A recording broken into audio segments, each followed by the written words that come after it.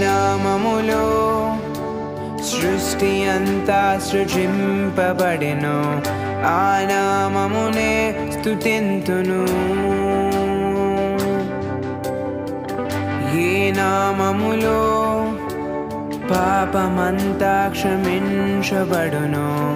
ఆ నామమునే పూజింతును ఏ నామములో దావీదు గొల్యాతును ఎదిరించెను ఆ నామమునే నమ్మెదను ఏ నామములో ఈ లోకమంతటికి రక్షణ కలుగును ఆ నామమునే స్మరింతును